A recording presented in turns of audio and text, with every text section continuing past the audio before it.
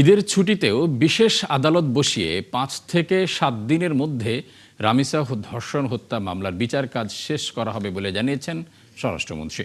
জানান, আসামিদের সর্বোচ্চ সাজা মৃত্যুদণ্ড আশা করছে সরকার। দুপুরে সচিবালয়ে বিএসআরএফ সংলাপে তিনি সতর্ক করেন, কোনো অপরাধের ঘটনায় ছাড় দিচ্ছে না সরকার। এ সময় মন্ত্রী বলেন, শেখ হাসিনাকে ভারত ফেরত পাঠালে দেশে ফিরে বিচারের মুখোমুখি হতে হবে। আরও জানাচ্ছেন শারমিন নীরা।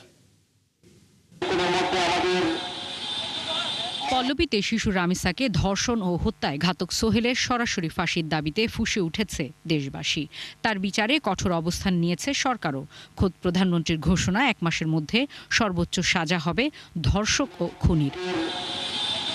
রবিবার সচিবালয়ে সাংবাদিকদের সংগঠন বিএসআরএফ সংলাপে উঠে আসে শিশু রামিসার হত্যা প্রসঙ্গ। এ সময় স্বরাষ্ট্রমন্ত্রী জানান, ৫ থেকে ৭ দিনের মধ্যে এই মামলার বিচার কাজ শেষ হবে। এতে সর্বোচ্চ সাজা মৃত্যুদণ্ডের প্রত্যাশার কথাও জানান সালাউদ্দিন আহমেদ। খুব সম্ভবত ৫ থেকে ৭ দিনের ভিতরে এই বিচার কার্য সমাপ্ত হবে। আদালতের বিষয় আমরা বিস্তারিত বলতে পারবো না, সেটা আমাদের এখতিয়ার নাই। তবে আমরা নিশ্চিত যে মাননীয় আদালত এই প্রসিকিউশন টিমের বক্তব্য শুনে, চার্জশিট দেখে এবং এভিডেন্স 164 এগুলো দেখে সঠিক সিদ্ধান্ত নেবেন এবং সর্বোচ্চ শাস্তি নিশ্চিত করা হবে।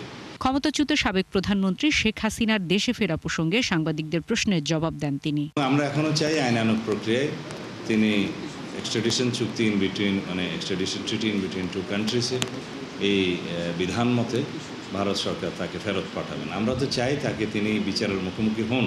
এ সময় স্বরাষ্ট্রমন্ত্রী জানান, পাসপোর্টে কিছু পরিবর্তন আনা হচ্ছে, যেখানে ব্যক্তি নয় দেশের অগ্রাধিকার পাবে। সামনে যে পাসপোর্টগুলো ইস্যু করা হবে সেই পাসপোর্টে আমরা আগের মতোই অ্যাকসেপ্ট ইসরায়েল শব্দটা যুক্ত করব। এটা আমাদের সিদ্ধান্ত, সরকারের সিদ্ধান্ত। বিভিন্ন বিষয় যেগুলো ভিসা পেজ থাকে আর কি, ওগুলোর মধ্যে বিগত ফ্যাসিবাদী সরকারের সময়ে একটা ব্যক্তিতান্ত্রিক চর্চা আমরা লক্ষ্য করেছি, যেটা বাংলাদেশের অধিকাংশ জনগণের এবং এদেশের কালচারকে প্রতিনিধিত্ব করে না। সেই ক্ষেত্রে আমরা এটাকে বাংলাদেশের মানুষের চাহিদা অনুসারে সাজানোর চেষ্টা করেছি। যেমন আমরা